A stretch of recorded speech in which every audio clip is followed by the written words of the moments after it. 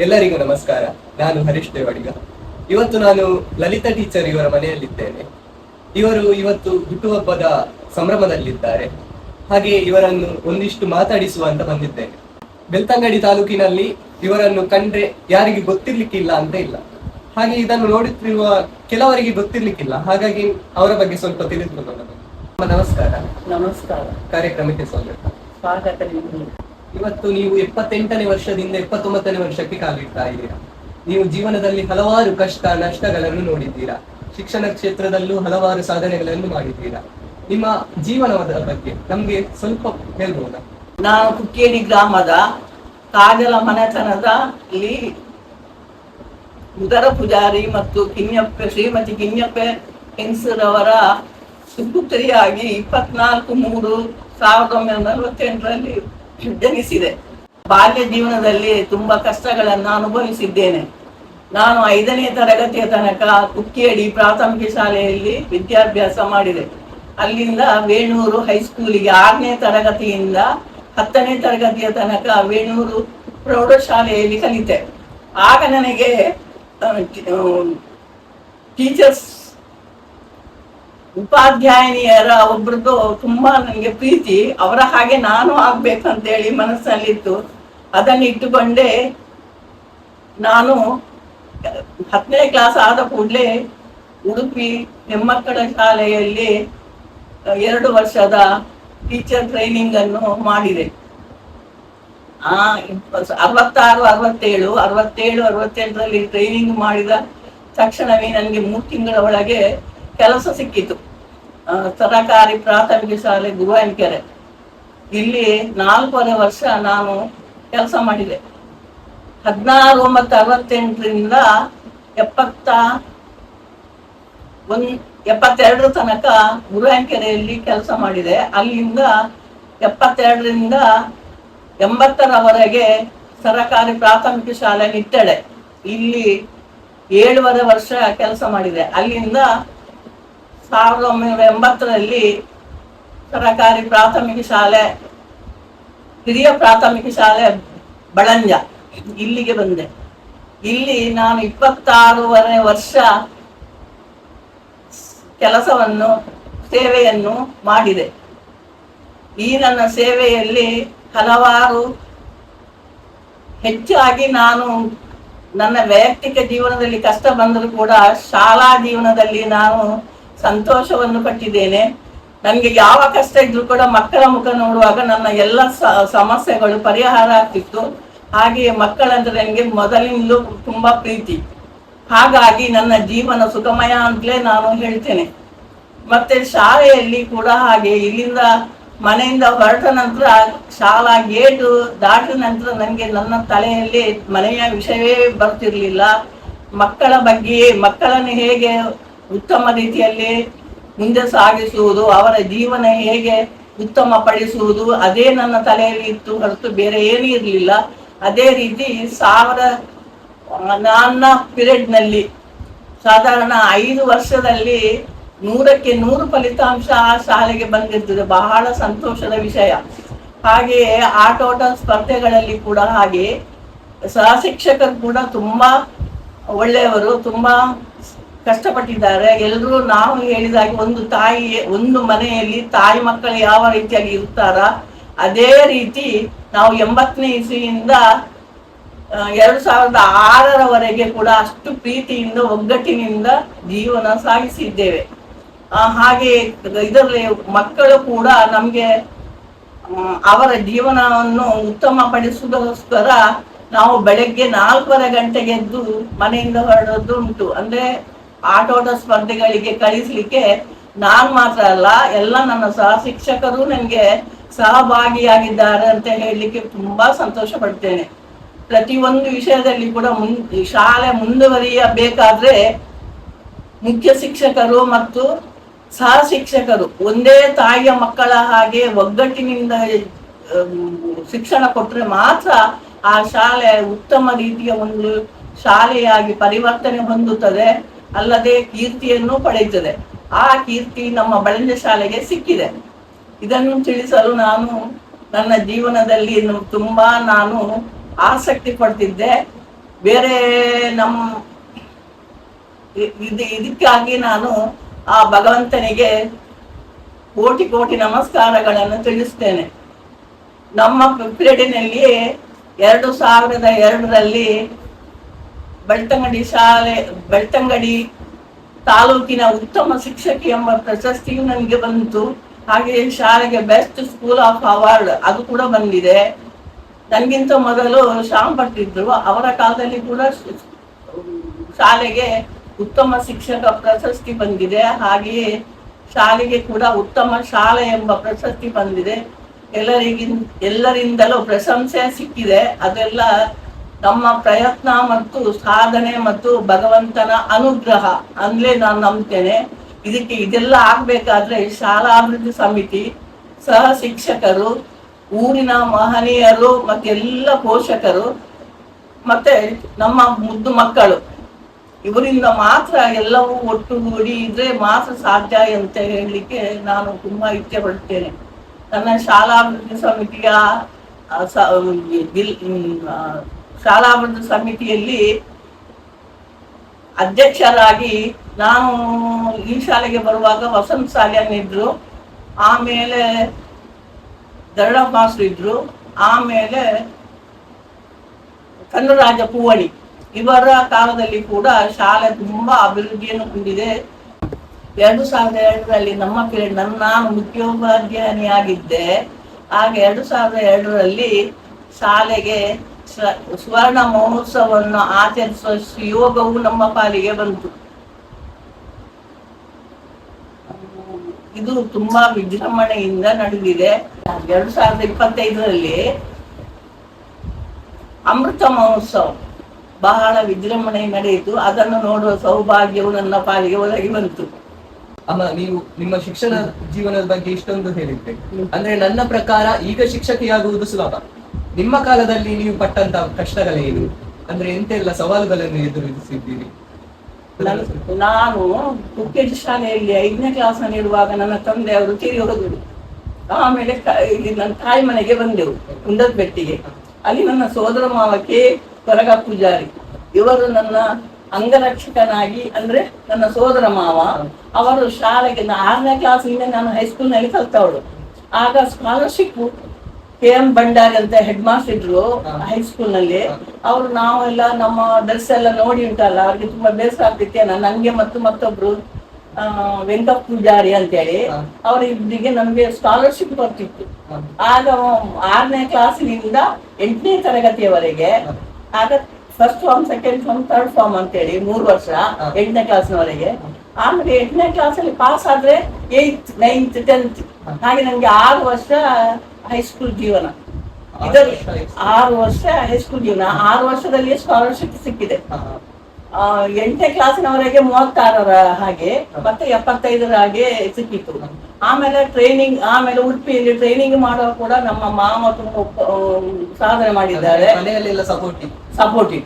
ಅವರ ಮಾವನ ಮಕ್ಕಳು ತುಂಬಾ ಎಜುಕೇಟೆಡ್, ನಾನೇ ಹೆಸರಲ್ಲಿ ಕಡಿಮೆ ಅಂತವಳು. ಹಾಗೆ ತುಂಬಾ ಪ್ರಯತ್ನ ಮಾಡಿದ್ದಾರೆ. ಹಾಗೆ ಅದೇ 61ರಲ್ಲಿ ನಾನು ಟ್ರೈನಿಂಗ್ ಮಾಡಿದೆ, ಅಲ್ಲಿ ಕೂಡ ಸ್ಕಾಲರ್ಶಿಪ್ ಸಿಕ್ಕಿತ್ತು. ಹೀಗೆ ದೇವರದಿಂದ ಈ ಸ್ಕಾಲರ್ಶಿಪ್ ಸಿಕ್ಕಿದ ಕಾರಣ ಮತ್ತೆ ನಮ್ಮ ಕುಟುಂಬದವರು ನಮ್ಗೆ ಸ್ವಲ್ಪ ಸಹಾಯ ಮಾಡಿದ ಕಾರಣ ನನ್ನ ವಿದ್ಯಾಭ್ಯಾಸವನ್ನು ಪೂರ್ತಿ ಮಾಡಿದೆ. ಆಮೇಲೆ ಕೆಲಸ ಮಾತ್ರ ಬೇಗ ಸಿಕ್ಕಿತ್ತು. 3 ತಿಂಗಳಲ್ಲಿಯೇ ನಾನು ಟ್ರೈನಿಂಗ್ ಆಗಿ ಬಂದು 3 ತಿಂಗಳಲ್ಲಿ ನನ್ನ ರಿಸಲ್ಟ್ ಬಂದಿದೆ. ಆಗ ಮಾರ್ಕ್ ಲಿಸ್ಟ್ ಮತ್ತೆ ಬಂದದ್ದು. ಆಗ ನನಗೆ ಗುರುವಾಯನಕೆರೆಗೆ ಅಪಾಯಿಂಟ್ಮೆಂಟ್ ಆಯ್ತು. ಬಂದ ತಕ್ಷಣ ಇಲ್ಲ, ನನ್ನ ಮಾರ್ಕ್ ಲಿಸ್ಟ್ ಮತ್ತೆ ಬಂದದ್ದು. ನಮ್ಗೆ ರಿಸಲ್ಟ್ ಪಾಸ್ ಅಂತ ಬಂದಿದೆ. ಹಾಗೆ ಅಲ್ಲಿ ಪ್ರಶ್ನೆ ಕೇಳಿದ್ದಾರೆ DDPI, ನೀವು ಫೈಲ್ ಆದ್ರೆ ಏನ್ ಮಾಡ್ತೀರಿ ಅಂತ ಹೇಳಿ. ಇಲ್ಲ ಸರ್, ನಾನು ಪಾಸೇ ಆಗ್ತೇನೆ ಅಂತ ಹೇಳಿದ್ರೆ, ಹೌದು ಪಾಸ್ ಆಗ್ತೇನೆ ನಾನು ಅಂತ ಹೇಳಿ. ಒಂದ್ ವೇಳೆ ಫೈಲ್ ಆದ್ರೆ ಕಟ್ತೇನೆ ನಾನು ಪುನಃ ಅಂತ ಹೇಳಿದೆ. ಆಮೇಲೆ ಇಲ್ಲ, ನಾನು ಪಾಸ್ ಆಗಿದ್ದೇನೆ. ಆಮೇಲೆ ನನಗೆ ಗುರುವಾಯನಕೆರೆಯಲ್ಲಿ ಕೆಲಸ ಸಿಕ್ಕಿತ್ತು. ಅಲ್ಲಿ 4.5 ವರ್ಷ ಕೆಲಸ ಮಾಡಿದೆ. ಎಡೆಯಲ್ಲಿ ನನಗೆ ಮದುವೆ ಆಯ್ತು ಉಡುಪಿಗೆ. ನಮ್ಮ ಯಜಮಾನ್ರ ಮನೆ ಉಡುಪಿ ಪಾಂಗಾಳ.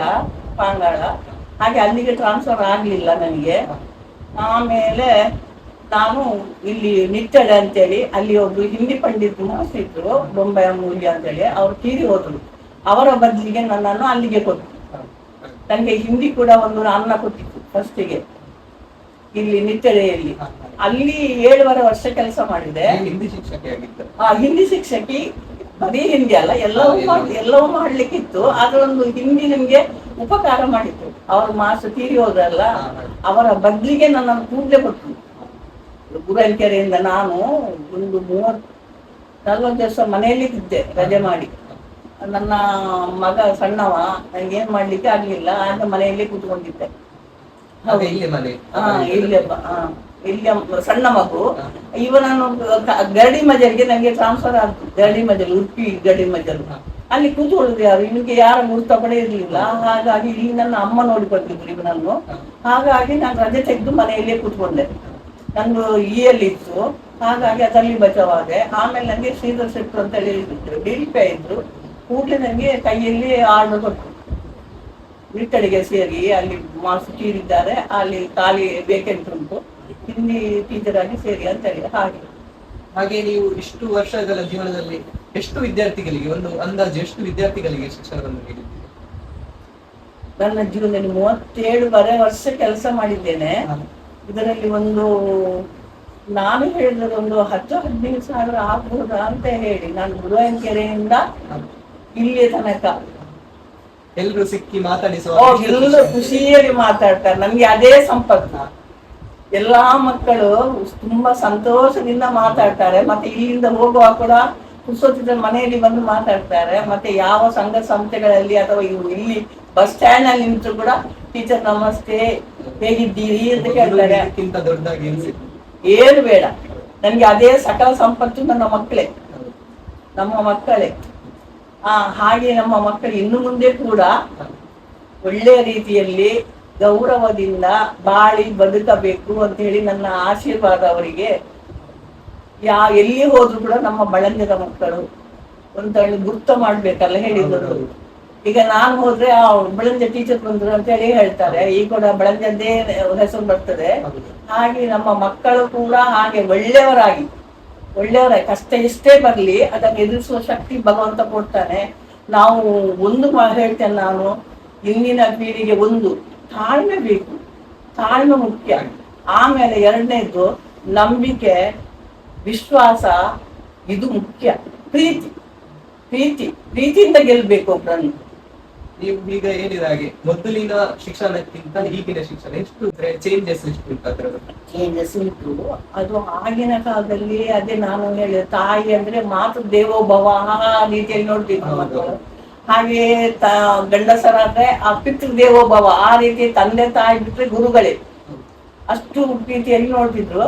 ಆಮೇಲೆ ಅವರು ಕೂಡ ಹಾಗೆ ಮಕ್ಕಳನ್ನ ಅದೇ ರೀತಿಯಲ್ಲಿ ನೋಡ್ತಿದ್ರು. ಆಮೇಲೆ ವೇಷಭೂಷಣ ಕೂಡ ಆ ಮಕ್ಕಳಿಗೆ ಸರಿಯಾಗಿತ್ತು. ಈಗಿನ ಇದು ಹಾಗಿಲ್ಲ. ಅಂದ್ರೆ ಪರಿಸರ ಚೇಂಜ್ ಆಗಿದೆ. ಮತ್ತೆ ಯುಗ ಬೇರೆ ಬೇರೆ ಆಗುವಾಗ ಅದೇ ರೀತಿ ಹೋಗ್ಬೇಕಲ್ವಾ. ಹಾಗೆ ಆದ್ರೆ ಮಕ್ಕಳಿಗೆ ಎಲ್ಲ ಟೀಚರ್ಸ್ ಅಂತಲ್ಲ, ಅದು ಒಳ್ಳೆ ರೀತಿಯಲ್ಲಿ ಕಲಿಸ್ತಾರೆ. ಆದ್ರೆ ನಮ್ಮ ಮನಸ್ಸಿಗೆ ನಾವು ಮೊದಲಿನವರು ಈಗಿನವರು ಅದನ್ನು ಹೊಂದಿಕೊಂಡು ಹೋಗ್ಬೇಕು ಅಂತ ಹೇಳಿ ನನ್ನ ಒಂದು ಮನಸ್ಸು. ನೀವೊಂದು ಮೆಸೇಜ್ ನೀಡೋದಾದ್ರೆ, ಅಂದ್ರೆ ಒಂದು ಸಂದೇಶ ಈಗಿನ ಜನರೇಷನ್ಗೆ ನೀಡೋದಾದ್ರೆ ಎಂತ ಹೇಳಲಿಕ್ಕೆ ಇಷ್ಟಪಡ್ತೀವಿ? ಇಂದಿನ ಜನರೇಷನ್ ನೀಡೋದಾದ್ರೆ, ನಾವು ಮಕ್ಕಳಿಗೆ ಮಾದರಿ ಆಗಿರ್ಬೇಕು.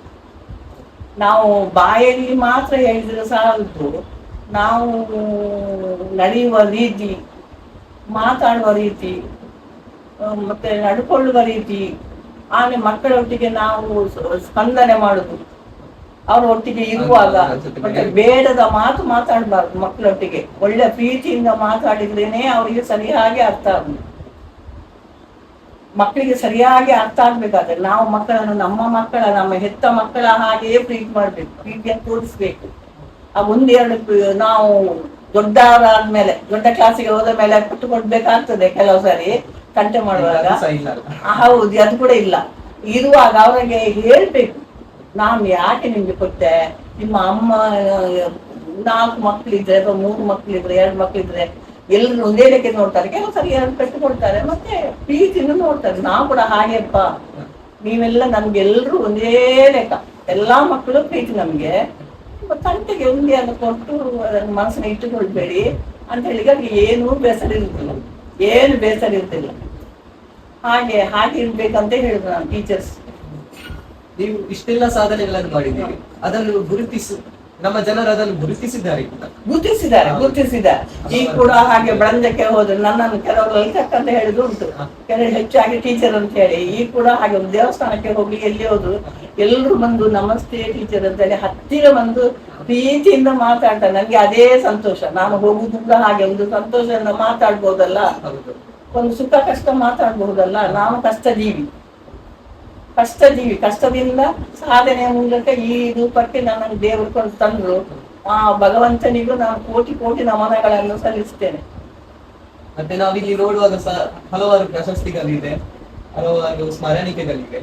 ನಿಮ್ಮ ಸಾಧನೆಗಳನ್ನು ನೋಡಿ ಮೆಚ್ಚಿಕೊಟ್ಟದ್ದು ಏನ್ ಅನಿಸ್ತದೆ? ಅದರ ಬಗ್ಗೆ ಏನು, ನಾನು ಸಾಧನೆ ಮಾಡಿದ್ದನ್ನು ಗುರುತಿಸಿದ್ದ ಅವರು, ನನ್ಗೆ ಅದು ನನ್ನ ಮನಸ್ಸಿನಲ್ಲಿ ಇಲ್ಲ.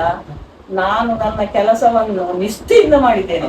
ಅದೊಂದು ನಾನು ಎದೆ ತಟ್ಟಿ ಹೇಳ್ತೇನೆ. ಯಾವ ಕಷ್ಟ ಬಂದು ನಾನು ಹೇಳಿದಲ್ಲ, ಮನೆ ಬಿಟ್ಟ ಮೇಲೆ ನನಗೆ ಶಾಲೆದ್ದೇ ತಲೆಯಲ್ಲಿ ಅದು ಹೊರತು ಬಾಕಿ ಯಾವುದಿಲ್ಲ. ನನ್ನ ಯಜಮಾನರು ಹೇಳ್ತಿದ್ರು ನನಗೆ ಶಾಲೆ ಇದೇ, ನಿಮಗೆ ಇದೇ ಆಲೋಚನೆ ಅಂತೇಳಿ. ನನಗೆ ನಿಜವಾಗಿ ನೀವು ಕೀರ್ತಿ ಪಡೀಬೇಕು ಅಂತೇಳಿ. ನಾವೀಗ ಯಾರು ಕೂಡ ಹಾಗೆ, ನಾವು ಯಾವಾಗಲೂ ಕೀರ್ತಿ ಪಡಿಬೇಕಂದ್ರೆ ಪೇಚಾಡುದಲ್ವಾ, ಹಾಳು ಹೆಸರು ಕೇಳ್ಬೇಕಂದ್ರೆ ಯಾರು ಪೇಚಾಡುದಿಲ್ಲ. ನಾವು ಕಷ್ಟ ಬರುದು ಯಾಕೆ? ನಾನು ಬದುಕಿನ ನನ್ನ ಜೀವನದಲ್ಲಿ ಒಳ್ಳೆಯ ಹೆಸರನ್ನು ಕಲಿಸ್ಬೇಕು ಅಂತ ಹೇಳಿ ನಾವು ಸಾಧನೆ ಮಾಡುದು, ಬಾಕಿ ಏನಲ್ಲ. ಮನುಷ್ಯ ಹುಟ್ಟುತ್ತಾನೆ, ಮತ್ತೆ ಕೆಲವು ಸಮಯ ಬರ್ತಾನೆ, ಮತ್ತೆ ಅವನ ಕೆಲಸ ಮಾಡಿಕೊಂಡು ಹೋಗ್ತಾನೆ. ಹಾಗೆ ಆಗ್ಬಾರ್ದು. ಇದ್ದ ಸಮಯದಲ್ಲಿ ನಮ್ಮ ಜೀವನವನ್ನು ಸರಿಯಾಗಿ ನಡೆಸಿಕೊಂಡು ಹೋಗುವಂತ ಯೋಗ ಭಾಗ್ಯ ನಮ್ಗೆ ಬರ್ಬೇಕು. ಇಂದಿನ ಮಕ್ಕಳಿಗೆ ನಾವು ದೇವರಲ್ಲಿ ಬೇಡುವ ಹಾಗೆ ಇಂದಿನ ಮಕ್ಕಳಿಗೆ ನಮ್ದೆಲ್ಲ ಆಯ್ತು. ಇಂದಿನ ಮಕ್ಕಳಿಗೆ ಜೀವನದಲ್ಲಿ ಸುಖ, ಶಾಂತಿ, ನೆಮ್ಮದಿ, ವಿದ್ಯಾಭ್ಯಾಸ ಎಲ್ಲವನ್ನೂ ಕರುಣಿಸಿ ಭಗವಂತ ಅಂತ ಹೇಳಿ ನಾನು ಬೇಡುದು. ನನ್ನ ಮಕ್ಕಳಿಗೆ ಅಂತ ಎಲ್ರಿಗೂ ಸರ್ವೇ ಜನ ಸುಖಿನೋ ಹೋಗುವಂತ 2 ಸಲ ಭಗವಂತ ದೇವರಿಗೆ ದೀಪ ಇಡುವ ಕೊಟ್ಟದ್ದು ಬೇಡುವುದೇ. ಈ ಒಳ್ಳೆಯ ಗುಣಕ್ಕೆ ನಿಮ್ಗೆ ಒಳ್ಳೆಯದಾಗ್ತದೆ. ಅದು ಏನು ಅಪ್ಪ ಅಮ್ಮನ ಪುಣ್ಯದ ಫಲ.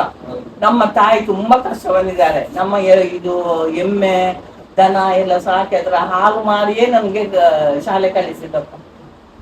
ಹಾಗೆ ಆ ಗುಣ ನಮ್ಗೆ ಬಂದಿದೆ. ನಮ್ಮ ತಾಯಿ ಕೂಡ ಒಳ್ಳೆ ಹೆಂಗಸು, ಒಳ್ಳೆ ಉಪಕಾರಿ. ತಂದೆ ಕೂಡ ಮಹಾದಾನಿ ಅಲ್ಲ. ಇದು ನನ್ಗೆ ಕೂಡ ಎಣಿಸುವಾಗ ಖುಷಿ ಆಗ್ತದೆ, ಅವರ ಹೊಟ್ಟೆಯಲ್ಲಿ ನಾನು ಹುಟ್ಟಿದೆ ಅಲ್ವಾ ಅಂತ ಹೇಳಿ. ಹಾಗೆ ಇನ್ನು ಮುಂದಿನ ಪೀಳಿ ಕೂಡ ಒಳ್ಳೆಯ ದಾರಿಯಲ್ಲಿ ಹೋಗಿ ಭಗವಂತ ಒಳ್ಳೆ ದಾರಿ ತೋರಿಸಿ. ಎಲ್ಲರಲ್ಲಿ ಪ್ರೀತಿ ಬೇಕು. ನಾವು ಕೋಪ, ನನ್ನದೊಂದು ಗುಣ ಉಂಟು, ನನಗೆ ಯಾರಲ್ಲಿ ಕೋಪ ಮಾಡುವ ಅಭ್ಯಾಸವೇ ಇಲ್ಲ. ನನಗೆ ಎಲ್ಲರೂ ಖುಷಿಯಿಂದ ಮಾತಾಡಿದ್ರೆ ಅದೇ ಸಂತೋಷ. ನೀವಾಗ್ಲಿ ಯಾರೇ ಆಗ್ಲಿ ಹೋಗುವಾಗ ಒಂದು ಮಾತಾಡಿದ್ರೆ ಆಯ್ತು, ಮತ್ತೆ ಎಂತ ಬೇಕು ನಮ್ಗೆ?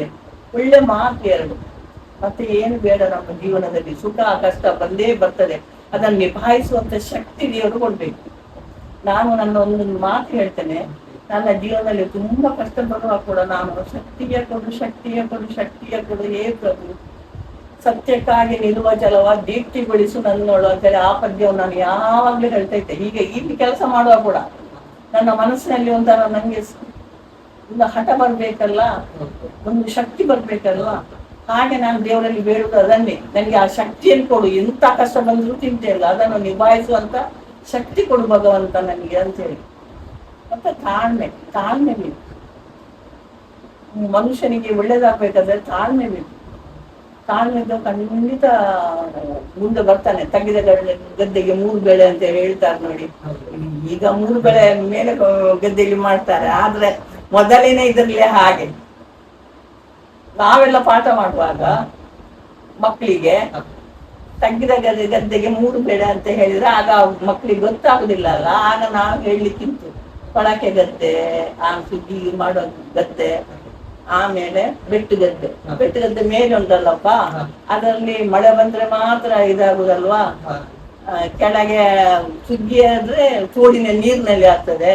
ಕೊಳಕೆ ಗದ್ದೆಯಲ್ಲಿ ಸರಿ ಯಾವಾಗ ನೀರು ನಿಂತೇ ಇರ್ತದೆ, ಅದನ್ನು 3 ಬೆಳೆ ಮಾಡ್ಲಿಕ್ಕೆ ಆಗ್ತದೆ ಅಂತೇಳಿ ಅವ್ರಿಗೆ ಅರ್ಥ ಆಗ್ಬೇಕಾದ್ರೆ ಹಾಗೆ ಹೇಳ್ಬೇಕಲ್ವ, ಇವ್ರಿಗೆ ಗೊತ್ತಿರುವುದಿಲ್ಲ ಅಲ್ಲ. ಹಾಗೆ ಮತ್ತೆ ಮಕ್ಕಳಿಗೆ ನಾನು ಹೇಳ್ತಿದ್ದೆ, ಅದನ್ನ ಎಷ್ಟು ಶ್ರೀಮಂತಿಗೆ ಬರ್ಲಿ, ನಾವು ಮೈ ದುಡ್ದು ಕೆಲಸ ಮಾಡ್ಬೇಕು. ಮನೆಯಲ್ಲಿ ನಾವು ಎಷ್ಟು ನಾವು ಎಲ್ಲಿ ಹೋಗಿ ಶ್ರೀಮಂತರಾಗುವ ನಾವು ಬೇಕಾದ್ರೆ, ಅಥವಾ ಒಳ್ಳೆ ವಿದ್ಯಾವಂತರಾಗುವ, ಆದ್ರೆ ನಮ್ಮ ಕೆಲಸವನ್ನು ನಾವು ಮಾಡ್ಲಿಕ್ಕೆ ಏನು ತೊಂದರೆ ಇಲ್ಲಲ್ಲ. ಅದರಲ್ಲೊಂದು ಅಭಿಮಾನ ಉಂಟು ನಮ್ಮ ಕೆಲಸ ಅಂತ ಹೇಳಿ. ಹಾಗೆ ನಾನು ಮಕ್ಕಳಿಗೆ ಹೇಳಿದುಂಟಪ್ಪ, ನೀವು ದೊಡ್ಡವರಾದ ಮೇಲೆ ನೀವು ಸರಿಯಾಗಿ ಕೆಲಸ ಮಾಡಿ ಒಂದು ಸಮಾಜದಲ್ಲಿ ಒಳ್ಳೆ ಕೀರ್ತಿವಂತರಾಗಿ ಬಾಳ್ಬೇಕು. ನಿಮ್ಮ ಅದೃಷ್ಟ ನನ್ಗೆ ಗೊತ್ತುಂಟ ಇಲ್ಲ, ಈ ಮಕ್ಕಳಲ್ಲಿ ಎಷ್ಟೋ ಮಂದಿ ದೊಡ್ಡ ದೊಡ್ಡ ಉದ್ಯೋಗಕ್ಕೆ ಹೋಗ್ತೀರಿ. ಯಾವ ಉದ್ಯೋಗ ಆಗ್ಲಿ, ನಮ್ಮ ಹಳ್ಳಿಯ ಕೆಲಸ ಉಂಟಲ್ಲ ಅದು ಪವಿತ್ರವೇ. ಏನ್ ಹೇಳ್ತೀರಿ, ದೊಡ್ಡ ಆಫೀಸರ್ನಷ್ಟೇ ಪವಿತ್ರ ನಮ್ಮ ಹಳ್ಳಿಯ ಕೆಲಸ. ಕೆಲಸ ಯಾವ್ದಾದ್ರೂ ಏನು, ಕಾಯಕವೇ ಕೈಲಾಸ. ನಾವು ಕೆಲಸ ಮಾಡಿದ್ರೆ ಅಂತ ನಿಷ್ಠೆಯಲ್ಲಿ ಉಂಟು. ಯಾವ ಕೆಲಸ ಆದ್ರೂ ಕೂಡ ಒಂದು ನನ್ಗೆ BM ಇದ್ದೆ ಅವರಿದ್ದಾರೆ, ಅವರೊಂದು ಇದು ಮಾಡುವಾಗ ಸ್ಪೀಚ್ ಮಾಡುವಾಗ ಹೇಳಿದ್ದಾರೆ, ಆಸ್ಪತ್ರೆಯಲ್ಲಿ ಕಸ ಗುಡಿಸುವ ಹೆಂಗಸು ಅವರು ಶ್ರೇಷ್ಠ ಅಂತೇಳಿ. ಹಿಡಿಸುವುದರ ಕೆಳಗಿಟ್ಟು ನಮಸ್ತೆ ಮಾಡ್ತಾರೆ ಅಂತೇಳಿ. ನಿಜವಾಗಿ ಅವರ ಮನಸ್ಸಿಗೆ ಎಷ್ಟು ಪ್ರೀತಿ ಉಂಟು ಬಂದಿತ್ತು. ಅದಕ್ಕೆ ನಾವು ತಲೆ ಬಾಗ್ಲೇಬೇಕು, ಪ್ರೀತಿಗೆ ತಲೆ ಬಾಗ್ಲೇಬೇಕಪ್ಪ. ನಾವು ಏನು ಹೇಳ್ತೀರಿ, ನಮ್ಗೆ ಹೌದು ಎಲ್ಲ ಸಾಧಿಸ್ಲಿಕ್ಕಾಗ್ತದೆ. ನಿಷ್ಠೂರದಿಂದ ಕೋಪದಿಂದ ಏನು ಸಾಧಿಸ್ಲಿಕ್ಕೆ ಆಗುದಿಲ್ಲ.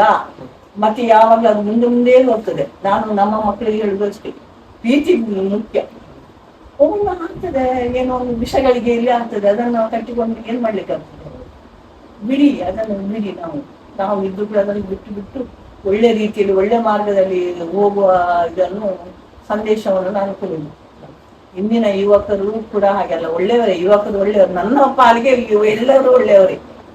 ನಾನು ಹೇಳುದಾದ್ರೆ ಎಲ್ಲರೂ ಒಳ್ಳೆಯವರು. ಆದ್ರೆ ಏನ್ ಮಾಡುದು, ಕೆಲವು ಸತಿ ಗ್ರಹಗತಿಯಲ್ಲಿ ಅವರು ಬೇರೆ ಬೇರೆ ದಾರಿಗೆ ಹೋಗ್ತಾರೆ ಮತ್ತೆ ಸಹವಾಸ ದೋಷದಿಂದ ಕೆಲವು ಸರಿ ಆಗ್ತದೆ. ಚಿಕ್ಕ ಮಕ್ಕಳಿಗೆ ಒಳ್ಳೆಯವರು ಇರ್ತಾರೆ, ಸಹವಾಸ ದೋಷ ಅಂತ ಇರ್ತದಲ್ಲ. ಅದಕ್ಕೆ ನಾನು ಹೇಳುದು, ಕೆಟ್ಟವರು ಸಹವಾಸ ಮಾಡುದು ಬೇಡಪ್ಪ. ಆದಷ್ಟು ಒಳ್ಳೆಯವರು ಸಹವಾಸ ಮಾಡಿ ಒಳ್ಳೆಯವರಾಗಿ. ಏನೇ ಹೇಳ್ತೀವಿ, ಅದು ನನ್ಗೆ ಮುಖ್ಯ. ಅದು ನೀವು ಏನೂ ಇದು ಮಾಡುದು ಬೇಡ. ಮಕ್ಕಳ ಒಂದು ನಗುಮುಖ ಮತ್ತು ಒಂದು ಮಾತು ಅಷ್ಟಿದ್ರೆ ಸಾಕು. ಈಗ ನೀವು 78 ವರ್ಷದಿಂದ 79ನೇ ವರ್ಷಕ್ಕೆ ಕಾಲಿಡ್ತಾ ಇದ್ದೀರಿ.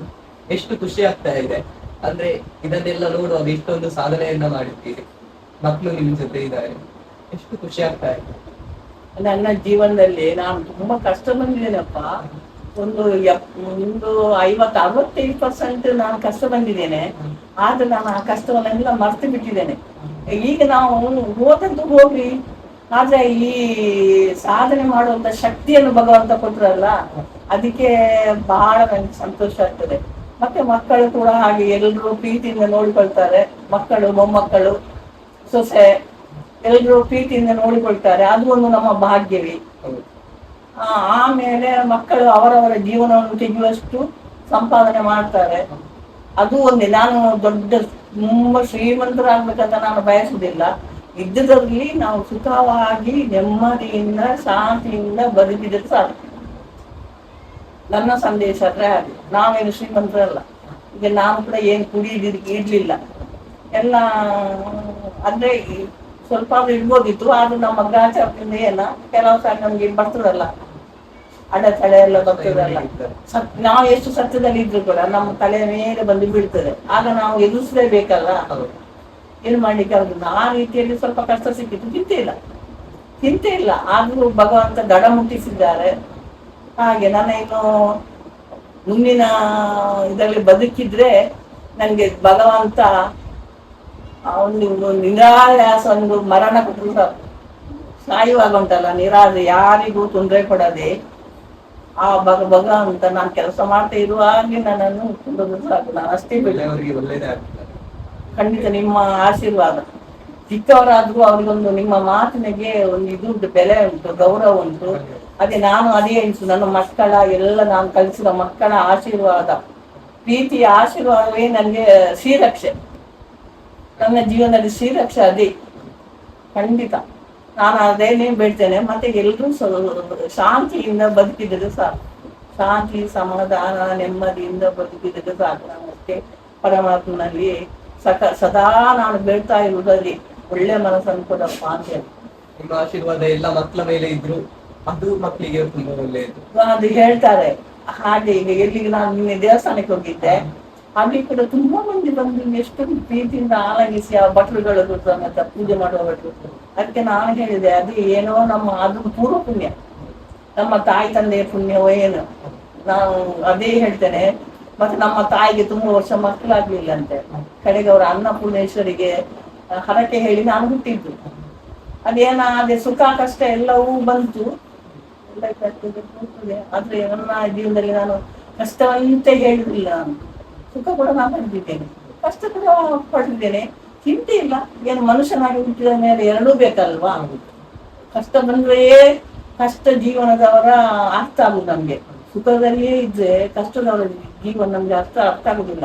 ಬಡ ಮಕ್ಕಳು ಶಾಲೆಗೆ ಬರ್ತೇವೆ, ನಾವು ಶ್ರೀಮಂತರ ಮಕ್ಕಳನ್ನೇ ಪುತ ಮಾಡ್ತೇವೆ. ಬಡ ಮಕ್ಕಳನ್ನು ಯಾರು ಪ್ರೀತಿಸ್ತಾರೆ? ನಾವು ಹಾಗಲ್ಲ. ನಮ್ಗೆ ಬಡ ಮಕ್ಕಳು ತುಂಬಾ ಪ್ರೀತಿ, ಆ ಮಕ್ಕಳು ಪ್ರೀತಿ ಅವು ಸರಿ ಸಮಾನವಾಗಿ ನೋಡ್ಬೇಕು. ಟೀಚರ್ಸ್ ಆದರವರು ಭೇದ ಭಾವ ಮಾಡ್ಬಾರ್ದು. ಈಗ ಅಂದ್ರೆ ಈಗ ಹಲವಾರು ವಿದ್ಯಾರ್ಥಿಗಳು MBA ಮಾಡ್ತಾ ಇದ್ದಾರೆ, ಹಲವಾರು PG ಗಳನ್ನು ಮಾಡ್ತಾರೆ. ಆದ್ರೆ ಕೆಲಸ ಸಿಗ್ಲಿಕ್ಕಿಲ್ಲ ಅವ್ರಿಗೆ, ಎಷ್ಟೋ ಕಷ್ಟ ಪಡ್ತಾ ಇದ್ದಾರೆ. ಹೌದಪ್ಪ. ಅವರಿಗೆಲ್ಲ ನಿಮ್ಮ ಒಂದು ನಾನೇ ಹೇಳಿದರು, ತಲೆ ಬಿಸಿ ಮಾಡ್ಬಾರ್ದು, ತಲೆ ಬಿಸಿ ಮಾಡ್ಬಾರ್ದು. ಯಾವುದೇ ಕೆಲಸ ಆಗ್ಲಿ, ಸಣ್ಣ ಪುಟ್ಟ ಕೆಲಸ ಆಗ್ಲಿ, ಯಾವುದೇ ಆಗ್ಲಿ ಮಾಡ್ಬೇಕು. ಸ್ವಲ್ಪ ಸಂಬಳ ಅಂತ ಹೇಳಿ ಕೂತ್ಕೊಳ್ಬಾರ್ದು. ಅದು ತನ್ನಿಂತಾನಾಗೆ ಮತ್ತೆ ಮತ್ತೆ ಮತ್ತೆ ಮತ್ತೆ ಮೇಲೆ ಮೇಲೆ ಮೇಲೆ ಹೋಗ್ಲಿಕ್ಕೆ ಆಗ್ತದೆ. ಕಲ್ತದ್ದು ನೀವು ಸರಿ ಹೇಳಿದ್ದು. ನೀವು ನನ್ನ ಮೊಮ್ಮಗ ಕೂಡ ಒಬ್ಬ BBA ಮಾಡಿ ಕೂಡಲೇ ಅವ್ರಿಗೆ ಸಿಕ್ಕಿತ್ತು ಮಾತ್ರ ಅಲ್ಲ ಹೇಳಿದ್ದು. ಅದೇ ಆಳ್ವಾಸಿನಲ್ಲಿ ಬ್ಯಾಂಗ್ಳೂರಲ್ಲಿ ಇದ್ದಾನೆ ಅಲ್ಲ ಹೇಳಿದ್ದು. ಅದೆಲ್ಲ ಕೆಲವು ಸರಿ ಯೋಗಪ್ಪ. ಅದಕ್ಕೆ ನಾವು ಬೇಸರ ಮಾಡಬಾರ್ದು. ಯಾವುದೇ ಕೆಲಸ ಆಗ್ಲಿ ಮಾಡ್ಬೇಕು. ನಾವು ಮನೆಯಲ್ಲಿ ಸೋಮಾರಿ ಆಗ್ಲಿ ಕೂತ್ಕೊಳ್ಬಾರ್ದು. ನನ್ನ ಸಂದೇಶ ಆದ್ರೆ ಹೌದು, ಸೋಮಾರಿತನ ಅಸಲ್ಲ. ನಾನು ಪಾಠ ಮಾಡುವ ಕೂಡ ಕುರ್ಚಿಯಲ್ಲಿ ಕೂತ್ಕೊಂಡು ಪಾಠ ಮಾಡಿದವಳಲ್ಲ. ಸ್ವಲ್ಪ ತಿರ್ಗಾಡಿ, ಈ 7th ನಲ್ಲಿ 3 ಇದರಲ್ಲಿ 75 ಮಕ್ಕಳಿದ್ರು. ಈಗ ಅವರ ನೋಡ್ಕೊಂಡು ಬರ್ತದೆ. ಹಿಂದಿನ ಮಕ್ಕಳು ಆಡ್ತಾ ಏನಾದ್ರು ಕೆಲಸ ಮಾಡ್ತಾ ಇರ್ತಾರೆ, ಅವ್ರಿಗೆ ಬಿಟ್ಟು ಬಿಡುದಲ್ಲ. ನಾವು ಅವ್ರ 3 ಸುತ್ತಿನಲ್ಲಿ ಹೀಗೆ ಬಂದ್ರೆ ಅವ್ರು ನಮ್ಮನ್ನ ಟೀಚರ್ ಬರ್ತಾರೆ ಅಂತ ಹೇಳಿ ಆಗ ಅವರು ಅದನ್ನ ಕೆಲಸ ಮಾಡೋದು. ನಮ್ಮಲ್ಲಿ ನಮ್ಮ ಸಹ ಶಿಕ್ಷಕರು ಹೇಳಿದ್ರು, ಟೀಚರ್ ಅವರು ಅಲ್ಲಿ ಆಡ್ತಾ ಇದ್ರು. ಇಲ್ಲಪ್ಪ, ನೀವು ಸ್ವಲ್ಪ ಕುರ್ಚಿಂದ ಹೇಳಿ, ಕುರ್ಚಿಂದ ಎದ್ದ ಮೇಲೆ ಒಂದು 3-4 ಸುತ್ತ ಬನ್ನಿ, ಆಗ ನಿಮ್ಗೆ ಕೂಡ ಉಲ್ಲಾಸ ಆಗ್ತದೆ. ಮಕ್ಕಳಿಗೆ ಕೂಡ ನಮ್ಮ ಟೀಚರ್ ನೋಡ್ತಾರೆ ಅಂತ ಆಗ್ತದೆ. ಆಗ ಪೆಟ್ಟು ಕೂಡ ಬೀಳುವುದಿಲ್ಲ. ಅವರ ಕೆಲಸ ಅವ್ರು ಚಂದ ಮಾಡ್ತಾರೆ, ನಮ್ಮ ಕೆಲಸವನ್ನು ನಾವು ಮಾಡ್ತೇವೆ. ಹಾಗಾದ್ರೆ 7th ನಲ್ಲಿ 10% ರಿಸಲ್ಟ್ ಬರ್ತದೆ. ನೀವು ಸ್ವಲ್ಪ ಕಷ್ಟ ಬನ್ನಿ, ನಾನು ಕಷ್ಟ ಬರ್ತೇನೆ, ನೀವು ಕಷ್ಟ ಬನ್ನಿ. ಆ ಕುರ್ಚಿಯಲ್ಲಿ ಬಿಡಿ ಕುರ್ಚಿ ನೀವು ತಿದ್ದುದಾದ್ರೆ ಮಾತ್ರ ಕೂತ್ಕೊಳ್ಳಿ, ಪಾತ್ರೆ ಮೇಲೆ ಕೂತ್ಕೊಳ್ಬೇಡಿ, ಎದುರಿನಲ್ಲಿ ಹೋಗಿ ಸುತ್ತ ಬನ್ನಿ ಅಂತೇಳಿ ನನ್ನ ಸಂದೇಶ ಇತ್ತು. ಹಾಗಾಗಿ ನಾನು ಜೋರು ಮಾಡಲಿಲ್ಲ. ನನ್ನ ಸಹ ಶಿಕ್ಷಕರಿಗೆ ನಾನು ಪ್ರೀತಿಯಿಂದ ಹೇಳ್ತಿದ್ದೆ. ನಾನು ಆಫೀಸಲ್ಲಿ ಕೂತ್ಕೊಳ್ತಿರ್ಲಿಲ್ಲ, ನನ್ನ ಕೆಲಸ ಮಾಡ್ಲಿಕ್ಕೆ ಮಾತ್ರ ಕೂತ್ಕೊಳ್ತಿದ್ದೆ. ಬಾಕಿ ಸಮಯದಲ್ಲಿ ಕ್ಲಾಸಿಗೆ ಹೋಗ್ತಿದ್ದೆ. ನನಗೆ ಮಕ್ಕಳೊಟ್ಟಿಗೆ ಇರೋದು ಭಾರಿ ಸಂತೋಷ ಆಗ್ತದೆ. ಸಣ್ಣ ಮಕ್ಕಳಿಗೆ ಪುಸೋತಿದ್ರೆ 7th ಪಾಠ ಎಲ್ಲ ಆಗಿ ನನ್ಗೆ ಪುಸೋತಿದ್ರೆ ನಾನು ಸೀರೆ 1ನೇ ಕ್ಲಾಸ್ಗೆ ಹೋಗ್ತಿದ್ದೆ. ಅಲ್ಲಿ ಅವರಿಗೆ ಮಕ್ಕಳಿಗೆ ಸಣ್ಣ ಪುಟ್ಟ ಕಥೆ ಹೇಳಿದ್ರೆ ಭಾರಿ ಇದಂತೆ. ಟೀಚರ್ ಬನ್ನಿ ಬನ್ನಿ ಬನ್ನಿ ಬನ್ನಿ ಬನ್ನಿ ಅಂತ ಹೇಳ್ತಾರೆ. ನಾವು ಆಚೆ ಹೋಗುವ ಅದೊಂದು ಸಂತೋಷ ಅಲ್ವಾ. ನಾವು 1 ದಿವಸ ರಜೆ ಮಾಡಿದಾಗ ಹೇಳ್ತಾರೆ, ಟೀಚರ್ ನೀವು ನಿನ್ನೆ ಏನ್ ಬರ್ಲಿಲ್ಲ, ನಂಗೆ ಹುಷಾರಿಲ್ಲಪ್ಪ, ಬರ ಬಂದಿತ್ತು ಆಮೇಲೆ. ಅಂದ್ರೆ ಅವ್ರಿಗೆ ಅಷ್ಟು ತಲೆ, ನಾವು ನಿಮ್ಮನ್ನು ಕಾಯಿದು ಆಮೇಲೆ ಎಷ್ಟು ಚಂದನೆ ಮಾತಾಡ್ತಾರೆ ನೋಡಿ, ತಾಯಿಯ ಹಾಗೆ. ಅದೊಂದು ಸಂತೋಷ ಅಲ್ವಾ. ನಾನು ರಿಟೈರ್ಡ್ ಆದ್ಮೇಲೆ 3 ವರ್ಷದಲ್ಲಿ ಕಣ್ಣೀರು ಬರ್ತಿದ್ದೀನಿ. ನಾನು ಹತ್ತಿರ ಶಾಲೆ ಆದ್ರೆ ಖಂಡಿತ 1 ಪಾಠ 2 ಪಾಠ ಮಾಡಿ ಬರ್ತಿದ್ದೆ. ಆಗ ಉಲ್ಲಾಸ ಆಗ್ತಿತ್ತು ನನಗೆ, ಆಸಕ್ತಿ. ನನಗೆ ಪಾಠ ಅಂತ ಹೇಳಿದ್ರೆ ಆಸಕ್ತಿ. ಕಳೆದ ವರ್ಷ ಹೋಗುವಾಗ ಕೂಡ ಹೇಳಿದ್ರೆ ಹಿಂದಿ ಬೇಕಾದ್ರೆ ನಾನು ಮಾಡ್ತೇನೆ 7th 6th ಅಂತ ಹೇಳಿದೆ. ನನಗೆ ಎಂತದ ಈ ಕೂಡ ಹಾಗೆ ಪಾಠ ಅಂತ ಹೇಳಿದ್ರೆ ಮಕ್ಕಳೊಟ್ಟಿಗೆ ಖುಷಿ. ಈಗ ನೀವು ಬಂದಿದ್ದೀರಿ, ಸಂತೋಷ ಆಯ್ತು ನನಗೆ.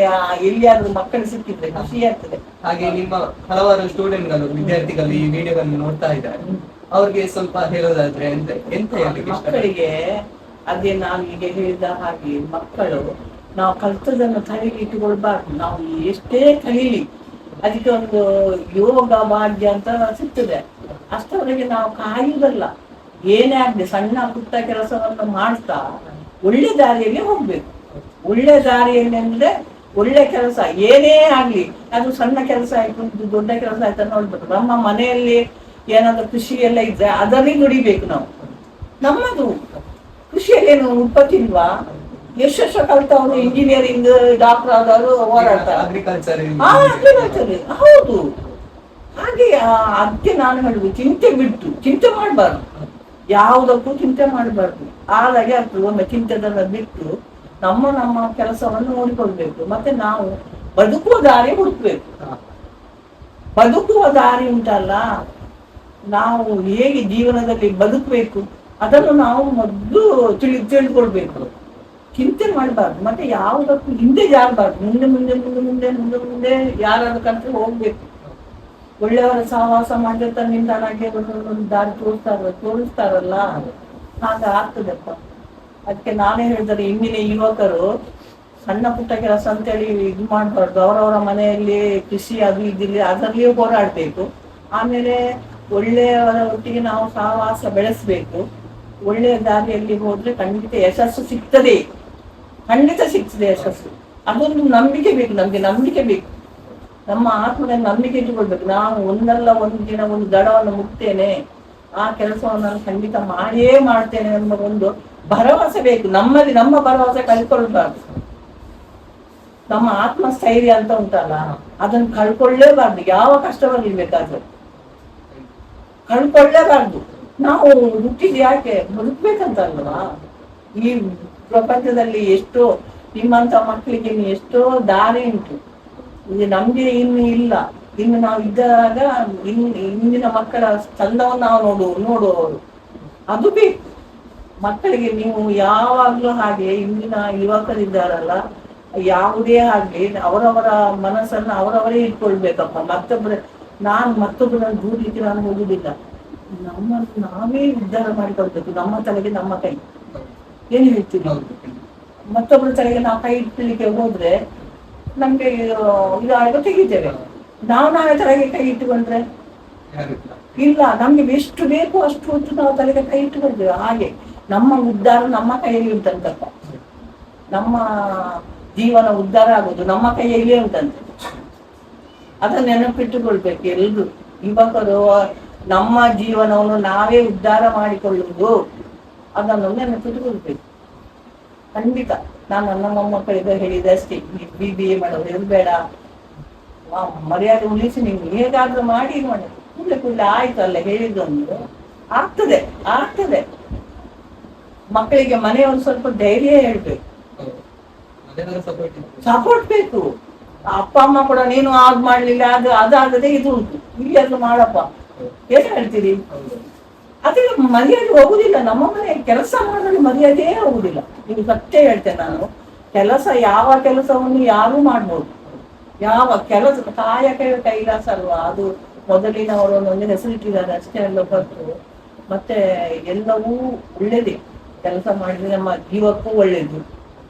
ಸೋಮಾಸನ ನಮ್ಮ ಹತ್ತಿರ ಬರ್ತಿಲ್ಲ ನೋಡಿ. ಕೃಷಿ ಉಂಟು, ಮತ್ತೆ ಹೈನುಗಾರಿಕೆ ಉಂಟು. ಹೀಗೆ ಎಷ್ಟು ಎಲ್ಲದಕ್ಕೂ ಲೋನ್ ಕೊಡ್ತಾರೆ ಇವರು, ಸರ್ಕಾರ ಕೊಡ್ತಾರೆ. ಮತ್ತೆ ಹೆಂಗಸರಿಗಾದ್ರೆ ಲೇಡೀಸಿಗಾದ್ರೆ ಟೈಲರಿಂಗ್ ಮಾಡ್ಬೋದು, ಬಾಕಿ ಇದು ಹೋಗ್ಬೋದು. ಅಂತೂ ಇಂತೂ ಹೆದರ್ಬಾರ್ದು. ಮತ್ತೆ ಒಂದು ಹುಡುಗರು ಮತ್ತು ಹುಡುಗಿಯರು ಅನ್ಯೋನ್ಯ ಭಾವನೆ ಇರ್ಬೇಕು. ಅಂತಂದ್ರೆ ಅಕ್ಕ ಅಣ್ಣ. ನಾನು ನಮ್ಮ ಮಕ್ಕಳಿಗೆ ಹೇಳುವುದೇ, ಗಂಡಸರನ್ನ ಅಣ್ಣ ಅಂತ ಭಾವಿಸ್ಕೊ, ನಿಮ್ಗಿಂತ ಚಿಕ್ಕವರ ಹತ್ರ ತಮ್ಮ ಅಂತ ಎನಿಸ್ಕೊ.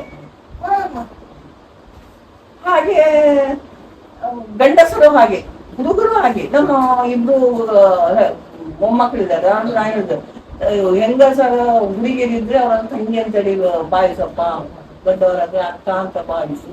ಆಗ ನಮ್ಗೆ ಯಾವ ಕಲ್ಮಶವೂ ನಮ್ಮ ಮನೆಯಲ್ಲಿ ಇರಲಿಲ್ಲ. ಮತ್ತೆ ನಮ್ಗೆ ದೇವರು ಕೂಡ ಒಳ್ಳೇದು ಮಾಡ್ತಾರೆ. ಅವ್ರಿಗೆ ಹೆಲ್ಪ್ ಮಾಡಿ. ಮತ್ತೆ ಹೆಲ್ಪ್ ಮಾಡೋದು ಏನಿಲ್ಲ, ಗಂಡಸರು ಹೆಂಗಸರು ಅಂದ್ರೆ ಏನಿಲ್ಲ, ಹುಡುಗರು ಹುಡುಗಿಯರದ್ದಿಲ್ಲ. ನಮ್ಮ ಮನೆಯಲ್ಲಿ ಅಕ್ಕ ತಂಗಿ ಇಲ್ವಾ? ಆ ಭಾವನೆ ನಮ್ಮಲ್ಲಿ ಇರ್ಬೇಕು. ಹಾಗೆ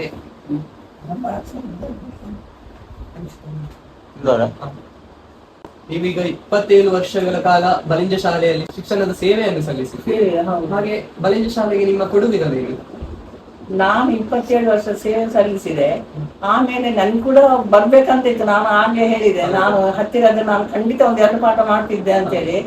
ಅದ್ರ ಬದಲಿಗೆ ದೇವರು ಒಂದು ದಾರಿ ತೋರಿಸಿ ನನ್ನ ಸೊಸೆ ಈಗ ಅಲ್ಲಿ ಮನೋಹರ್ ಇದ್ದಾರಲ್ಲ, ಮನೋಹರ್ ನನ್ನ ಹತ್ರ ಬಂದು ಕೇಳಿದ್ರು, ನಿಮ್ಮ ಸೊಸೆಯನ್ನು, ಅವಳು ಇಂಗ್ಲಿಷ್ ಮೀಡಿಯಂ ಕಲ್ತವಳು, ಈ ಶಾಲೆಯಲ್ಲಿ LKG UKG ನಾವು ಓಪನ್ ಮಾಡ್ತೇವೆ, ನಿಮ್ಮ ಸೊಸೆಯನ್ನು ಕಳಿಸ್ತೀರಾ ಹೇಳಿದ್ರು, ಇಂಗ್ಲಿಷ್ ಟೀಚರ್ ಆಗಿ.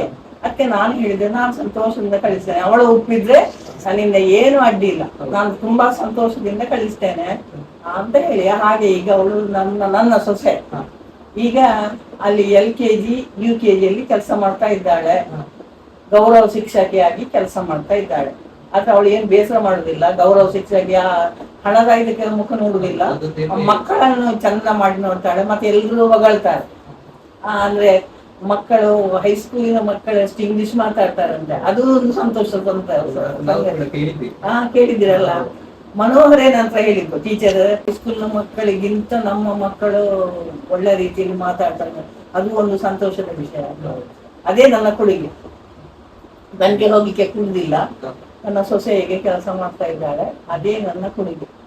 ಆ ಶಾಲೆ ಬೆಳಗ್ಲಿ ಅಂತ ಹೇಳಿ ನಾನು ಇನ್ನೂ ದೇವರಲ್ಲಿ ಬೇಡ್ತಾ ಇರ್ತೇನೆ. ನಿಮ್ಮ ಆಶೀರ್ವಾದ ಇದ್ರೆ ಎಲ್ಲಾದ್ರೂ ನಿಮ್ಮ ಜೊತೆ ಮಾತಾಡಿದ್ದು ತುಂಬಾ ಖುಷಿ ಆಯ್ತು. ನಿಮ್ಮ ಎಕ್ಸ್ಪೀರಿಯನ್ಸ್ ಅಂದ್ರೆ ನಾವು ತುಂಬಾ ಚಿಕ್ಕವರು ನಿಮ್ ಮುಂದೆ, ಆದ್ರೂ ನಮ್ ಜೊತೆ ಇಷ್ಟೊಂದು ಹೊತ್ತು ಮಾತಾಡಿದ್ದೀರಿ. 78ರಿಂದ 79ನೇ ವರ್ಷಕ್ಕೆ ಕಾಲಿಡ್ತಾ ಇದ್ದೀರಿ. ನಿಮ್ಗೆ ದೇವರು ಒಳ್ಳೇದ್ ಮಾಡ್ಲಿ. ಹಾಗೆ ಹುಟ್ಟುಹಬ್ಬದ ಶುಭಾಶಯಗಳನ್ನು ತಿಳಿಸ್ತಾ ನಮ್ಮ ಈ ಪ್ರೋಗ್ರಾಮ್ ಅನ್ನು ಇಲ್ಲಿಗೆ ಮುಕ್ತಾಯಗೊಳಿಸ್ತಾ ಇದ್ದೇವೆ. ನಿಮ್ಮ ಆಶೀರ್ವಾದ ಎಲ್ಲ ವಿದ್ಯಾರ್ಥಿಗಳ ಮೇಲೆ ಇರ್ಲಿ ಅಂತ ಕೇಳ್ಕೊಳ್ತಾ ಇದ್ದೇವೆ. ಆಯ್ತು, ತುಂಬಾ ಧನ್ಯವಾದಗಳು. ನೀವು ಇಷ್ಟು ಹೊತ್ತು ನನ್ನ ಹತ್ರ ಮಾತಾಡಿದ್ರಿ, ಒಳ್ಳೆ ಸಲಹೆಗಳನ್ನ ಕೇಳಿದ್ರಿ, ನನಗೆ ಗೊತ್ತಿದ್ದಷ್ಟು ಹೇಳಿದೆ, ನನ್ನ ಮನಸ್ಸನ್ನು ಇದನ್ನು ಹೇಳಿದೆ. ನಿಮಗೆ ತುಂಬ ಹೃದಯದ ಧನ್ಯವಾದಗಳನ್ನು ಅರ್ಪಿಸ್ತೇನೆ. ಎಲ್ಲರೂ ಚೆನ್ನಾಗಿ ಬಾಳಿ ನಿಮ್ಮ ಜೀವನ ಉಜ್ವಲ ಮಟ್ಟಕ್ಕೆ ಹೋಗ್ಲಿ ಅಂತೇಳಿ ನಾನು ಆ ಪರಮಾತ್ಮನಲ್ಲಿ ಸದಾ ಬೇಡ್ತಾ ಇದ್ದೇನೆ.